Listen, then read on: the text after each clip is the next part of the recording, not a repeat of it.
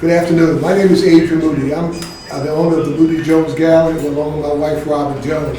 Today we're going to have an artist talk with two of these great artists from the Washington, D.C. area. It's the husband and wife, James Terrell and Zsudayka Nzinga.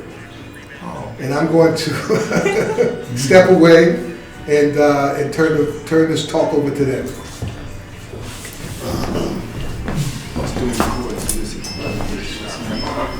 So, glad you're here. There's some people here that already know something about you. I understand there's some folks here who have collected some of your work. So tell us about who you are and how you two came about as joint artists, as they say. My name is James Terrell. I've been doing art in DC for about, I guess, 20 years professionally. I went and studied at Howard University where I got my Bachelor's of Fine Arts degree. After that, I taught art in DC for a year. Realized I didn't want to do that, so I applied for a master's program at Parsons Art and Design School in New York City. Went there, got my master's in fine arts. I love New York so much, I just wanted to stay, so I applied again to Columbia University. I went to Unity Law Seminary where I got my master's in divinity. So I stayed in New York for about 8 years, and then finally came back to DC, started pursuing my artwork, and then started teaching art, became an ordained minister at my dad's church, Second Baptist Church in DC. That's the second oldest Black Baptist church in D.C., is that correct? 175 years old. It's right downtown. One of the oldest buildings down there.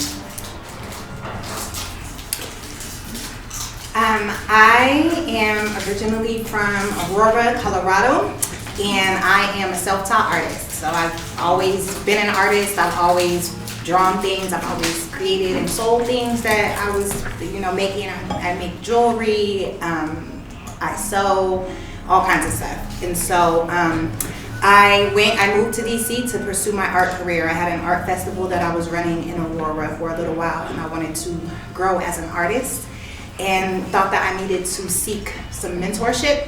And so I went first to Atlanta, where I had a fantastic mentor, and then I'd always wanted to be in DC. So I picked up my stuff and moved to DC. And it's been a fantastic journey of finding my voice as an artist and finding myself as an artist, but then seeing my career really start to flourish and take off. So There's some collaboration between the two of you. So how did you two meet? An art show or what? Interesting story. Well, let's give us the short version. So he came to one of my art shows to hate on me. No. And let me tell you how I got started before we get to that part. So there was I was one day down around DC, and there was this mural by Howard University across the street. There was a mural. And I always wondered who painted this mural and why was this person getting this wall and I didn't hear about it or get an opportunity to work on it. So some weeks pass by, some months pass by.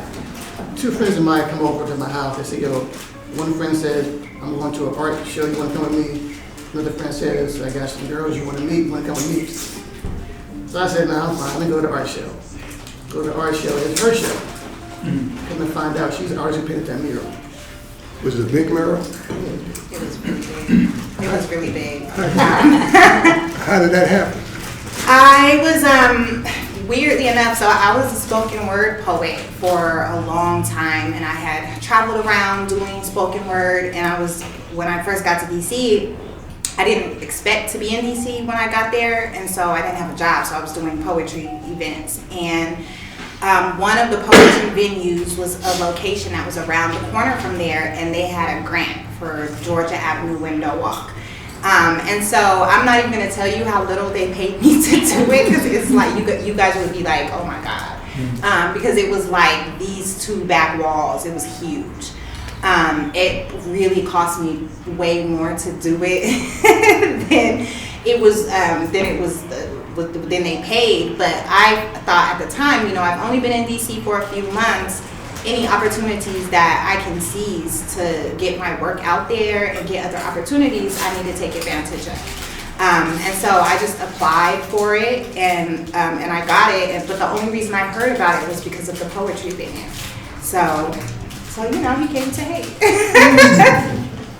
And we got to talking, like, it's funny because like that night I met tons of people. You know, every man in there came up like, I'm an artist, I can help you out with some things, you know. And it's like, oh my God, like, you don't even draw. But he handed me his card, and he had a postcard, and I had a postcard at the time. So he had his work on it, and I was like, okay, this is a good piece that he had on his card. So I was like, I wrote his number down in a different place than I had. You know, everybody else, I was just like, yeah, we already know this is a business meeting that ain't no business gonna be happening. But I wrote his number down in a different place because his card was professional, and I actually liked the work. And then I called him, and we happened to live around the corner from each other. Oh, didn't even know it all this time. Like, I had probably walked past him every day because we met at this restaurant that was like around the corner. You know, it was like midday. He was like, you know, I'll show you some art. I can tell you some places. And so, you know, we get there, and then he was rude. So we get there, and he like opens his computer with his art on it, and he like pushes the computer in front of me, and then he leaves. He goes and sits at the bar, and he's chilling. I'm like, you're not gonna offer me no French fries or anything? I just walked up here. It's winter time, like. But I think that he was so rude that it made me pay a little bit more attention to him, because I was like, why are you like this? And so then he says, oh, you know, I have some work up at a place, I can introduce you to them, and maybe you can show there someday. What he fails to mention is that he has a 2-story solo show in a museum. And so we get there, and again, he's very rude, like, here, go in and like have at it. And I go in, and I'm like, sir, they are playing your music on the screen. And you guys, like, come on, bruh. And I think we just became really good friends after that. We started hanging out and painting. That's a nice story. So, now, when we talked about doing this show here, you came up with this concept called a bridge between two houses. And I know artists, and artists are quirky people. And artists sometimes aren't able to get along with ordinary folks. So how were you able to together collaborate the way you have with the works that are presently here at the gallery? I mean, when you answer that question, who was the boss that started the project? I guess you started this whole thing doing your poetry. When you first asked me to paint with you. Yeah. I think that it started out kind of casually at first. We would just get together at the end of the day. Like, he would get off work and he would come over, and we would just sit and paint. And so I think one day, it might have been you that suggested, like, let's paint 2 separate versions of the same picture and just like see the differences and how they come about. And so we picked, was it that Josephine Baker, was that the first one, or was there another one? Josephine Baker. So we picked this Josephine Baker picture, and both of us painted it separately, but it was like really fascinating because they look totally different. Just like both of our interpretations. It's like a painting of her in a banana skirt. And just the way that both of us approached it was really different. And so then I invited you to come to live paint with me. And I thought we were gonna like alternate, but he like stood over me and started like painting while I was painting, and I was like, really? Dog, what are you doing? But then he always talks about his 36 chambers of painting challenges. Why don't you tell them a little bit about that? Oh no, just different. 36 chambers, if you're into martial arts and the whole 70s movement. Just a different chambers you go into when you're trying to create something. So I always had these ideas like, you know, first, how do you paint a picture in the rain? A bit of that. How do you master painting in the rain? Would be for one chamber. How do you paint a picture when you have 3 kids and they're drawing on your picture while you're painting at the same time. So that's like another different chamber. So there's all these different things that you need to master when you're creating art. How do you paint with somebody who has a different style than you on the same canvas? So did you both have a different style? Working? Yes. Yes. I mean, And very much we still do. well, you both, how would you characterize your art? Is it figurative, more abstract? It's still figurative. It's realistic with abstract tendencies. I think her work is more emotional, I would say, than mine. Why do you say that? I don't say it because she's a woman. No. You ain't saying that because you're a woman, right? You was about to get canceled. I think hers is more fluid. Well, that's a good one. That's how, when I first started, my work was more fluid. But as I began to work more over time, it became more rigid, I would say. Mostly looking at stained glass windows growing up in the church. The line work and everything is precise, and it's not any room for like Free flow. free flow. My work is not like free flowing that much in terms of the placement of the shapes. They're not intertwined that much, and the color's not blended. I use flat colors in most of the work.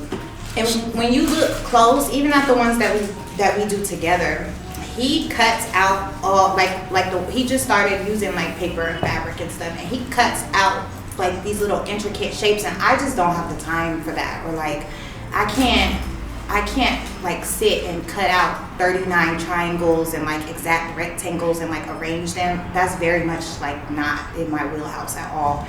But I'm really good at, like a lot of my pieces are torn paper, so I'm good at like arranging from the pieces. So it's it is a very like emotional and like free-flowing process for me in terms of creation. And I think that's one thing that's been interesting is that we have impacted each other's approach in that now a lot of my work is really structured at the beginning, but then like the process of how I apply the colors or how I apply the fabric or the paper is much more free-flowing. Whereas like I'm watching him now transition into like doing more with textiles, and like there's still precision in it, but like because of the way that textiles are, I think that it causes him to have to contemplate his use of color a little bit differently, because it's like all these different things have all these patterns on them, and so you have to kind of figure out how they are all going to work together so that somebody can articulate what it is that they're looking at. So let me ask you this question. Did you both have any inspiration from any other artists that you followed over your lifetime? Oh yeah, I love the work of William H. Johnson, famous black painter. Of course, Picasso. Basquiat's work is the work of what's the guy? Joseph Albert, the color theorist. The German color theorist. Charles White, who's a great drawings. Ernie Barnes. The list goes on. I'm really into like textile artists, so like the quilt work of Don Williams Boyd fascinates me. Faith Ringgold fascinates me. I love when people are like putting the story quilts together. So during the day, I mean, we go to bed at 9, 10 o'clock at night. When do you work together, or do you start a piece, Zsudayka, and then James, you finish it, or vice versa? I guess it's all of the above, right? Yeah. Especially, but now that COVID changed everything, things have changed. I'm at home now, 24/7, working. But when we first started, I would draw something, you would add to it, or you would draw something, I would add to it. Yeah, and a lot of times you would draw stuff and like toss it to the side and be like, I don't really like that, and so I'm not gonna work on it. And I like this one that's in the front. He drew that and then he just tossed it to the side, And I saw it, and I asked him, hey, can I work this one? Because I have a cool idea. I had all this new leather, and I wanted to work that one. Whereas like this one up here, and this one up here was kind of the same thing. That he had drawn it out, and he didn't toss that one to the side. But I was like, oh, I love this one. Can I work on it? And I finished it, but. There's other pieces where, we might have an idea ahead of time, and he might draw it out. I let him draw it out a lot because I like the way that he approaches shapes in his figure work. And my drawings are not, I don't think that he works well with my drawings yet. No, but you gave me, there was a painting, I think this painting here, you painted something, you didn't like it, so then I was like, can I paint over it? What can I add to it? Which is so disrespectful. We really, yikes. We really be like, can I just paint over your painting? No, but I kept the texture and background and different things you added to it. But you said you didn't like the painting. I know, I'm just saying nobody would marry either of us. Like, you can't. Imagine saying that to another artist, like, can I paint over it? Like, oh my gosh. So let me ask you this question. As artists, do you feel that you have shortcomings that he sees and vice versa? Yes. Honestly, I think that's probably what I always joke and say, the family that paints together stays together. Having somebody who can offer like a critique that's actually useful is like, I imagine that the time, marriage is a lot of work. And I think about like the times when we're going through our hard moments, that I'm just like, I can't let this man leave the house because I need this feedback sometimes, and I need somebody who understands like what I'm trying to do, and if I'm not quite hitting it, who knows how to like help me to get there, because the art is one of the most important things for me. And I think, I don't want to speak for you, but I feel like in my interaction with you, you have, even within the rigidity, you've had to loosen up a little bit. He was a little stiff. Very. We're like exact opposites, like across the board, and so it's very interesting. One thing I always say is like, if we had gone through like a matchmaker situation, the matchmaker totally would have matched us, but we both would have been like, I don't understand this. Like, why? What do you think? Yeah, pretty much we are. Because James seems quiet. Yeah, I got you. And you seem a little... I'm a lot.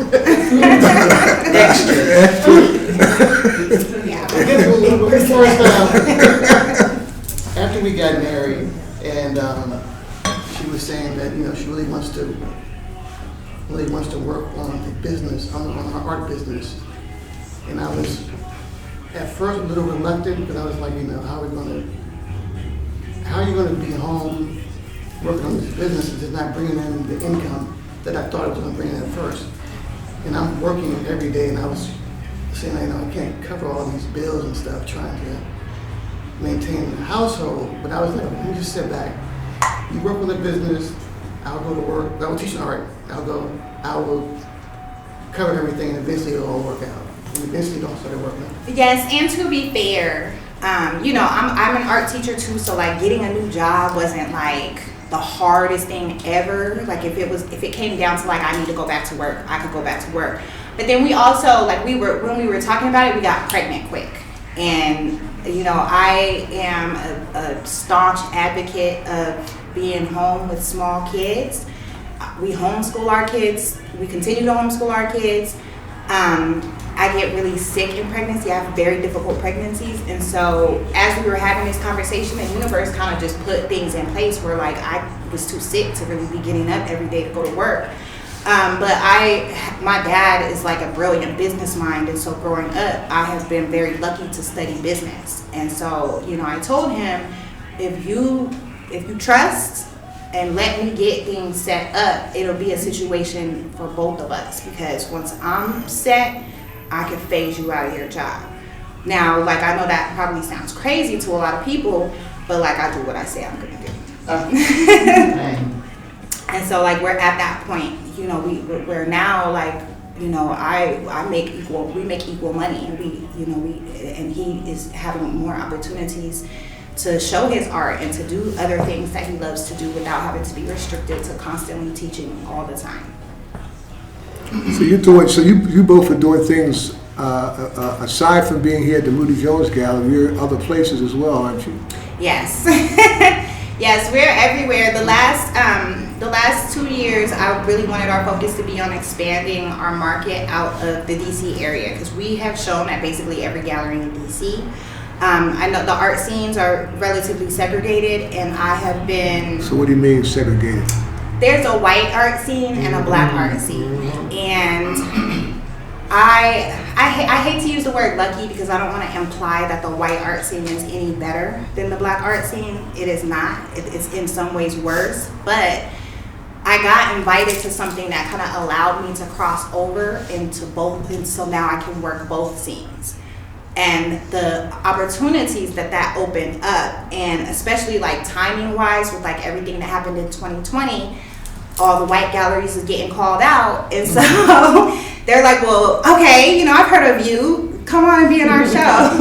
So it gave us an opportunity to like spread out into a lot of other markets, and I ended up on these lists when the whole like Black Arts Matter started to really go off. I ended up on these, I don't know how I ended up on these lists, but I ended up on lists with like Bisa Butler and like big name people, and that brought a flood of new collectors and like new opportunities. And so I was like, well, great, like let's start getting our work out in other places. So, you know, I was in San Francisco last year, we're in Milwaukee now, I'll be back in Pennsylvania twice this year.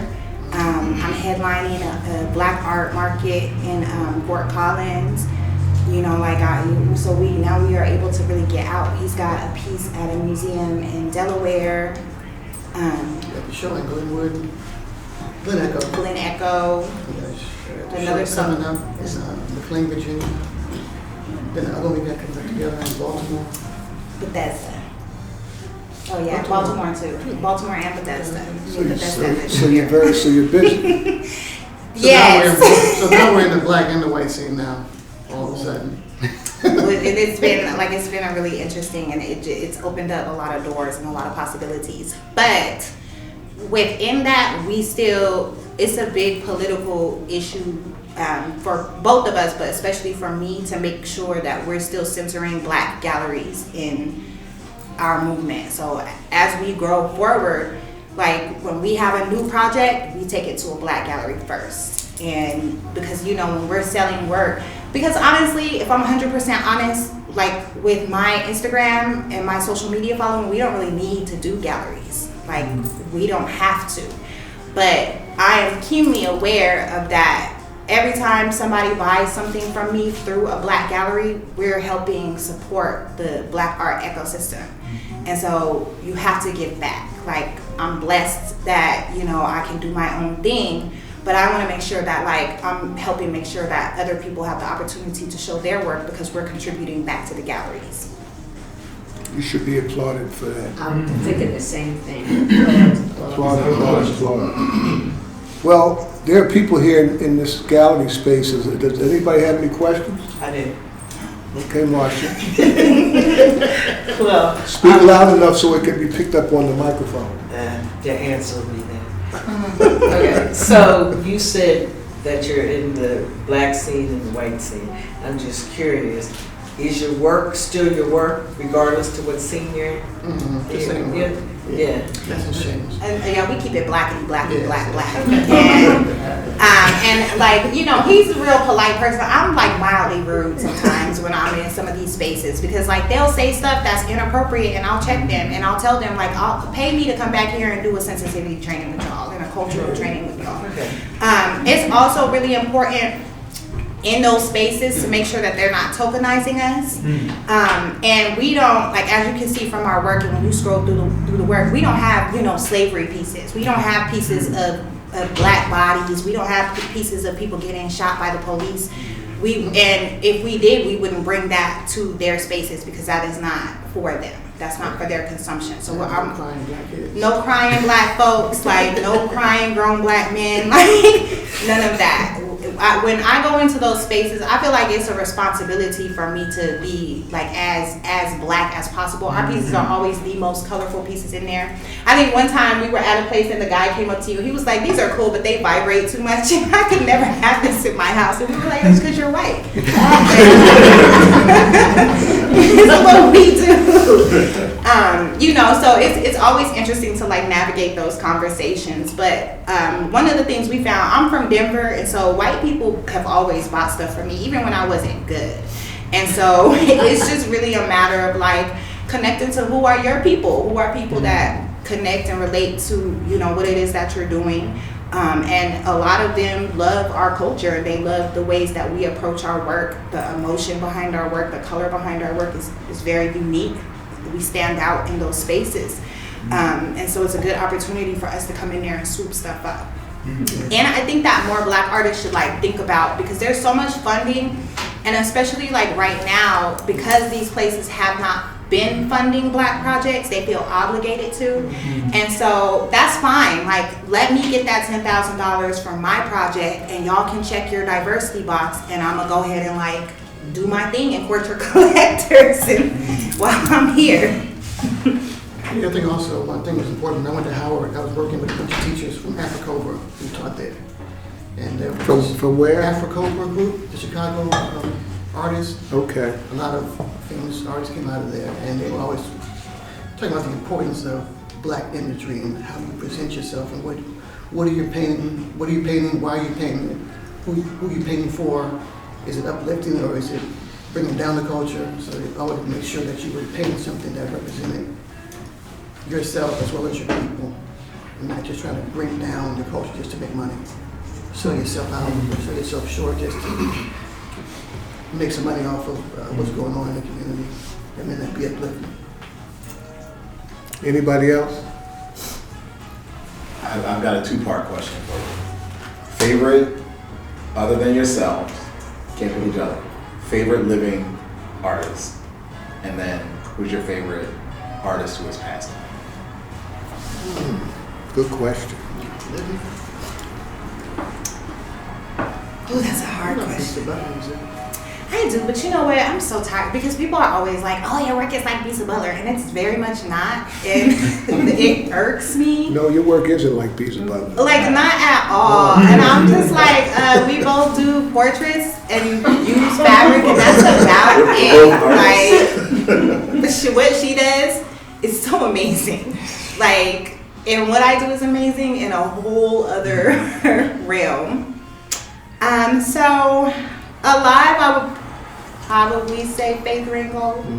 I got to see her exhibit that passed through Maryland last year and was blown away at the courageousness in her work, and then like really understanding how much she really fought to be seen and be heard, because it's hard for a black woman artist especially to like be able to be honest in her work and be carried in places. So I would say her living. Who's your living while I think about dead?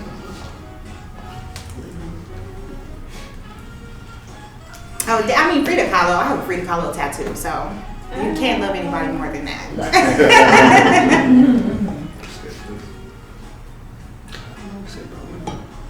You don't like no artists that are alive? That's no points, buddy.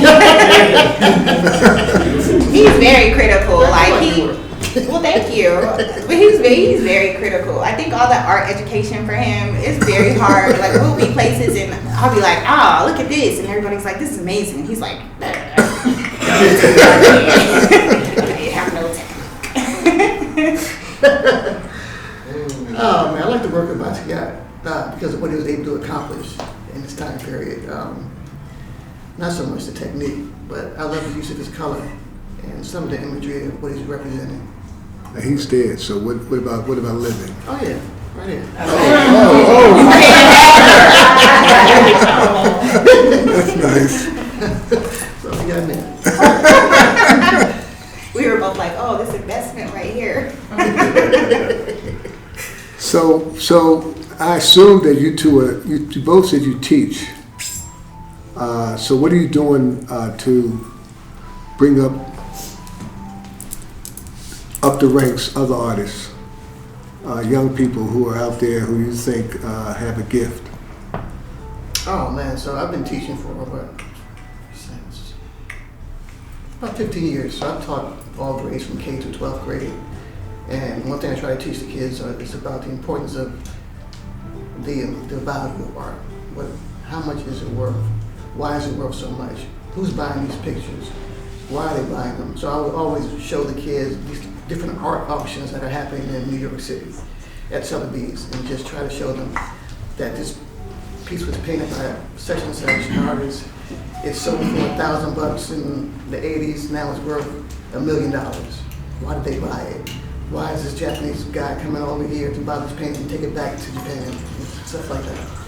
So just showing them about the importance of how people value art and they use it for generational wealth investments, and they sell it later on and keep it for 20, 30 years, 40 years, 100 years, and then add that money to their family and keep on doing the same thing over and over again.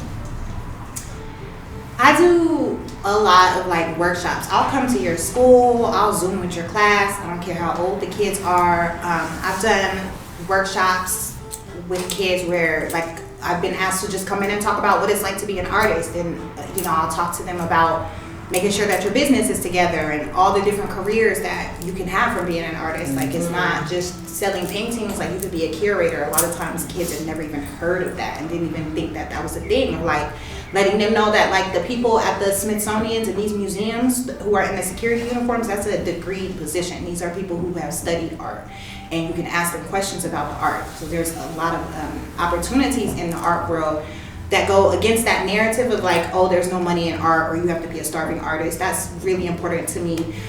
We try to have interns every year, so whether it's college or high school, and even at this point middle school, like I got so much stuff going on. If you want to come and learn how to stretch and staple some paintings, make phone calls, I will take you places, and like you can meet people for real and like really see what we're doing. That's really important. We have had youth art competitions up until 2020. Every year we had a citywide art competition that we would do that was specifically geared towards youth and giving them an opportunity to have their work shown in a professional gallery setting where we mounted the work, we curated it, we hung the work. One of my kids is running down the street. And so just thinking so trying to make sure that we're staying as approachable as possible. I had a lady ask me to come speak to her pre-K class this month, and I couldn't do it because I had too much going on. But like, it doesn't matter to me how old a child is. Like, let's talk art. Yeah, and also that teaching art, it helps the kids' self-esteem, helps them understand that they're able to create something that's their own. That's one of the important things I learned about teaching in school. Well, I would say that it was a joy to get to know the two of you.